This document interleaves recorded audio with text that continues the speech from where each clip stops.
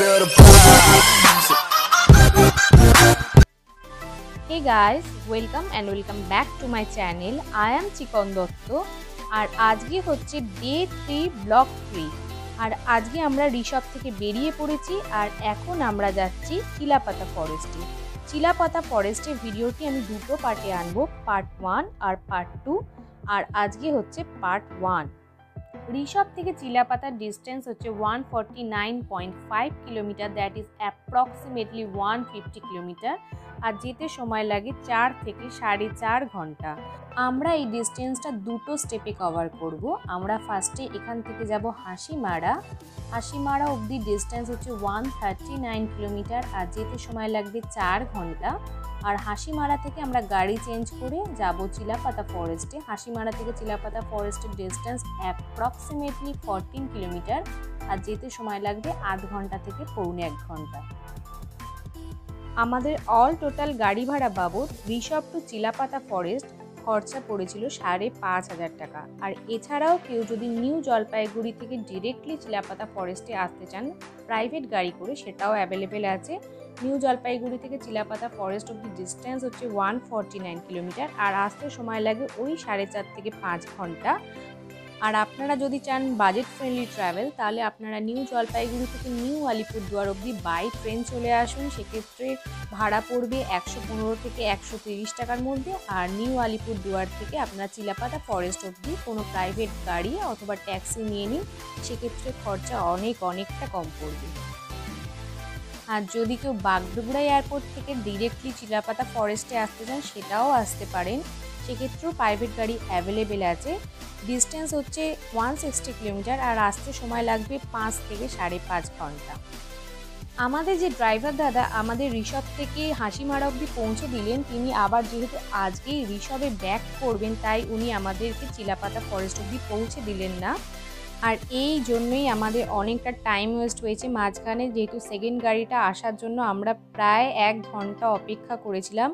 আর যেহেতু দুপুর পেরিয়ে যাচ্ছিল তাই লাঞ্চটাও আমরা বাইরে করে নিয়েছিলাম এবং আমাদের পৌঁছাতে প্রায় সন্ধে হয়ে এসেছিল। তো আজকের ব্লগটা আমি এখানেই শেষ করছি।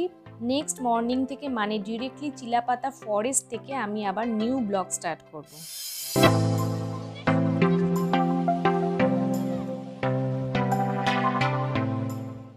আজকে হচ্ছে ডে 4 আর এখন আমরা আছি চিলাপাতা ফরেস্টে। দেখতেই পাচ্ছ এই কটেজটায় আমরা আছি। এই কটেজটার নাম হচ্ছে ওয়াইল্ড কটেজ। এই কটেজের ঠিকানা আমি নিচে ডেসক্রিপশন বক্সে দিয়ে দেবো। তোমরা যদি এই কটেজে থাকতে চাও তাহলে আমার ডেসক্রিপশন বক্সটা অবশ্যই ফলো, এবং আমি মিস্টার বীরের নাম্বারও নিচে ডেসক্রিপশন বক্সে দিয়ে দেবো। আপনারা চাইলে ডিরেক্টলি ওনার সাথে কন্ট্যাক্ট করে এখানে চলে আসতে পারেন। এবং এই যে আর্টিস্টটিকে আপনারা দেখতে পাচ্ছেন, এই আর্টিস্টটির নাম হচ্ছে মনীষা দাস। ইনি আমার দিদি। ইনি এখন এই কটেজটিকে আঁকছেন এবং আঁকাটা কমপ্লিট হলে আমি আপনাদের সঙ্গে অবশ্যই শেয়ার করব। এখন আমি সিঁড়ি দিয়ে ওপরে উঠছি, আপনাদের সাথে ঘরগুলো শেয়ার করব। এখানে অল টোটাল 3টে রুম আছে এবং 3টে রুমই আমরা নিয়েছিলাম, যেহেতু আমরা ছিলাম 8 জন। আর আমাদের ফুডিং লজিং মানে তার মধ্যে পড়ছে ব্রেকফাস্ট, লাঞ্চ, ডিনার, এছাড়াও এক্সট্রা আমরা আরও অনেক কিছু অর্ডার করেছিলাম এবং এখানে আমরা 2 রাত্রি ছিলাম এবং সব মিলিয়ে আমাদের খরচা পড়েছিল 18,000 টাকা। সোজা যে নদীটা দেখতে পাওয়া যাচ্ছে ওটা হচ্ছে তোরসা নদী আর পিছনে এটা হচ্ছে জঙ্গল। এই জঙ্গলে আমরা একটু বাদেই পায়ে হেঁটে ঘুরবো। খুব থ্রিলিং একটা ব্যাপার হতে চলেছে। এবং এই পুরো কটেজটাই কাঠের বানানো এবং তার পিছনেও একটা রহস্য আছে। সেই রহস্যটা হলো তোরসা নদীর স্রোত অনেক বেশি এবং সেই কারণেই ক্রমাগত পাড়গুলো ধসতে থাকে। তো সেই কারণেই এরা এটাকে শিফট করে পিছনের দিকে করে দেয়। এখন যেখানে নদীর পাড়টা তোমরা দেখলে, আগে কটেজটা ওখানে ছিল, আস্তে আস্তে শিফট করে এটা এখন ওইখানে হয়েছে। আর তোরসা নদীর স্রোতটা তোমরা দেখতেই পাচ্ছ। কটেজটা এত সুন্দর একটা জায়গায়, মানে দিন রাত কিভাবে কাটবে বোঝাই যাবে না। পুরো জঙ্গলের মাঝখানে এই একটা কটেজ। এখন তো অনেক কটেজ তাও তৈরি হচ্ছে, আগে এই একটাই কটেজ ছিল। এখন আমরা এই জঙ্গলের ভেতর দিয়ে হাঁটতে হাঁটতে ভেতরের দিকে যাব এবং আমাদের সাথে গাইড হিসাবে যাচ্ছে এই কটেজের কেয়ারটেকার, যেহেতু এখানে ট্যুরিস্টদের একা অ্যালাও নয়। আর যেহেতু আমরা রাস্তাও চিনতে পারবো না, রাস্তা ভুল করে কোথায় বলতে কোথায় চলে যাব। আর এই জঙ্গলের ভেতরে অনেক জন্তু জানোয়ার প্রায়শই আসে। এবং এটা শোনা কথা ওনাদের মুখে, ওই যে কটেজটা ওর সামনে যে নদীর পাড়ে, ওখানেই সব জন্তু জানোয়ারেরা গরমকালে জল খেতে আসে। যেহেতু এটা শীতকাল, তাই আমাদের জঙ্গলের ভেতর ঢুকতে হচ্ছে জন্তু জানোয়ারদের দেখার জন্য। কালকে রাত্রিরে নাকি হাতি এসেছিল, রাত্রির তখন 4টে বেজে গেছে, তখন আমরা ঘুমাচ্ছিলাম। তো ও আমাদেরকে ডাকেনি, আজকে আমরা যাচ্ছি হেঁটে হেঁটে, দেখা যাক কি হয়। প্রথমে তো যেতে চাইছিলই না, তারপরে অনেকবার রিকোয়েস্ট করার পরে এখন আমাদের সাথে যেতে রাজি হয়েছে আলটিমেটলি। আমরা এই নদীর পাড় বরাবর জঙ্গলের ভেতরের দিকে যাব। এরপরে জঙ্গল আরও গভীর থেকে গভীরতর হবে। আমরা খুব বেশি দূর যেতে পারিনি, কারণ ও আর যেতে রাজি হয়নি। এবং আপনাদের সাথে একটা ঘটনা শেয়ার করি। এই কটেজের যিনি মালিক আছেন, মিস্টার বীর, উনি কালকে রাত্রে ওনার সাথে কথা হচ্ছিল, তো উনি একটা ঘটনা বললেন যেটা শোনার পরে গায়ে সব লোমগুলো প্রায় খাড়া হয়ে যাবে। ওনার বাবা 2017 সালে মারা গেছেন হাতির পায়ের নিচে পদপিষ্ট হয়ে। ঘটনাটা শোনার পরে সত্যিই মনটা খুব খারাপ হয়ে গেছিল, কিন্তু তবুও আজকে আমরা বুকে সাহস করে বেরিয়েছি, দেখা যাক কি হয়। আর যেহেতু আমি বাঙালি, আর বাঙালি মানেই অ্যাডভেঞ্চার প্রিয় মানুষ, তো বুকে সাহস করে বেরিয়েই পড়েছি। প্রায় অলমোস্ট অনেকখানি হেঁটে হেঁটে ভেতরে ঢুকেছি। আর ও যেতে যেতে এতবার পিছনের দিকে তাকাচ্ছে, তো ভয়ে ভয়ে আমরাও পেছনের দিকে দেখছি। আর যেহেতু আমার হাতে ক্যামেরাটা আছে, কোথায় কিভাবে পালাবো অ্যাটাক করলে সেটাই খুঁজছি রাস্তা। আর এই জামার কালারটা, জুতোর কালারটা দেখো, জামার কালারটা জুতোর কালারটা এমনভাবেই ও চুজ করেছে যাতে জন্তু জানোয়াররা ওর জামা আর জুতো দেখলে রিফ্লেক্ট হয় ওদের চোখে, এবং ওরা যাতে দূরে কোথাও চলে যায়। এবং সেই কারণের জন্যই ওরা এই ধরনের জামা আর জুতোর কালার চুজ করে।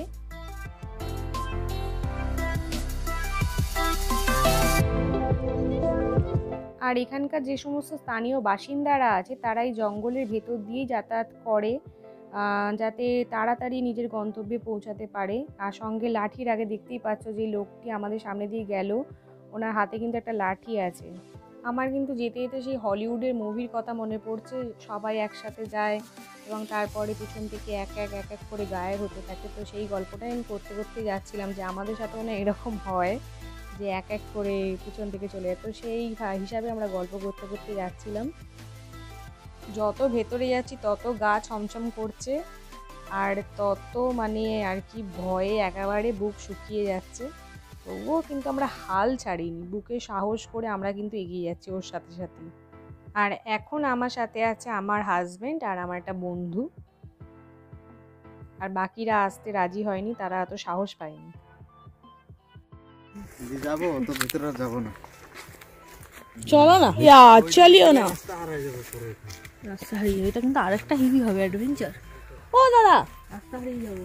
চলো চলো চলো, একটু চলো। অনেকবার রিকোয়েস্ট করার পরেও ও আর ভেতরে যেতে রাজি হলো না। তো বাধ্য হয়ে আমাদের আবার ব্যাক টু কটেজ। আর যাওয়ার পথে এই তোর্ষা নদীর সামনে দিয়ে একবার ঘুরে গেলাম।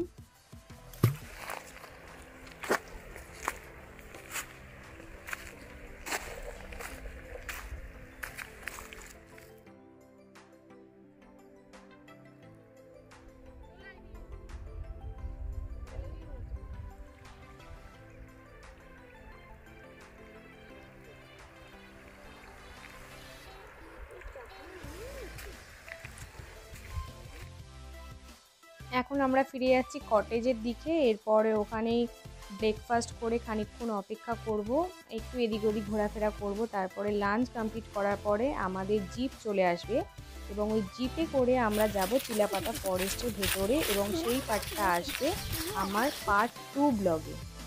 তো এখনও পর্যন্ত আমার চ্যানেলটিকে যারা সাবস্ক্রাইব করোনি তারা অবশ্যই সাবস্ক্রাইব করে নাও, আর পাশে বেল নোটিফিকেশানটাকে অন করে রাখো, যাতে আমি কোনো আপলোড করলেই সঙ্গে সঙ্গে নোটিফিকেশান তোমার কাছে পৌঁছে যায়।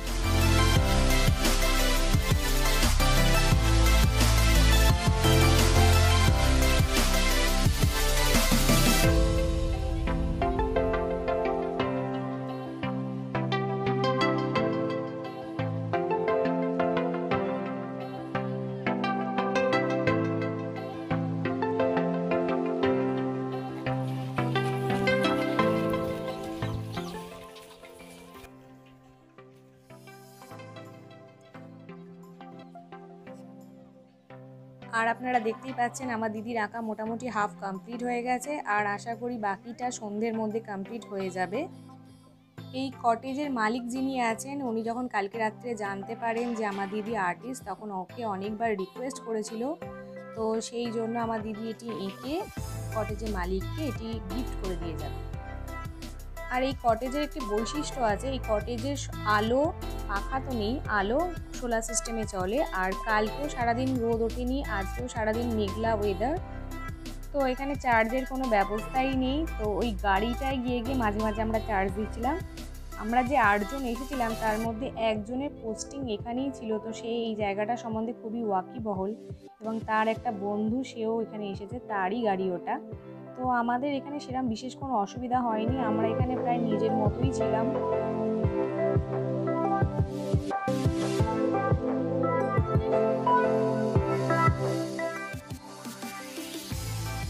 যে কোনো লোকাল ট্রান্সপোর্ট, বাইক, স্কুটি সব অ্যাভেলেবেল ছিল, তো তোমরা দেখতেই পাচ্ছ। তো এখন আস্তে আস্তে ধীরে ধীরে বিকাল হয়ে আসছে, দুপুর পেরিয়ে গেছে, আমাদের লাঞ্চ কমপ্লিট হয়ে গেছে। এবার আমরা গাড়ির জন্য অপেক্ষা করছি, আমাদের গাড়িটা 3:30-এর দিকে আসবে।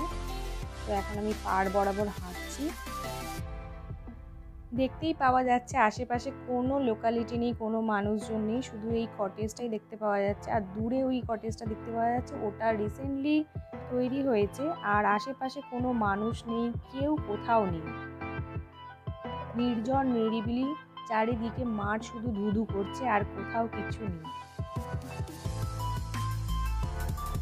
বছরের যে কোনো সময়ই এখানে আসা যায়, যে কোনো টাইমই এখানে আসার জন্য উপযুক্ত সময়। শীতকালে একটু ঠান্ডাটা বেশি, গরমকালে খুবই মনোরম ওয়েদার থাকে এখানে, তবে বর্ষাকালটা এড়িয়ে যাওয়াটাই বেটার হবে। আজকের ব্লগটা এখানেই শেষ করছি। কমেন্ট বক্সে আপনাদের মতামত জানাবেন, এই ব্লগটি আপনাদের কেমন লাগলো। যদি ভালো লাগে তাহলে অবশ্যই লাইক করবেন এবং বন্ধুদের সাথে শেয়ার করবেন, এবং আমার চ্যানেলের পাশে সব সময় থাকবেন। দেখা হচ্ছে পরবর্তী ভিডিওতে, ততক্ষণ পর্যন্ত সবাই ভালো থাকবেন, সুস্থ থাকবেন, বাই।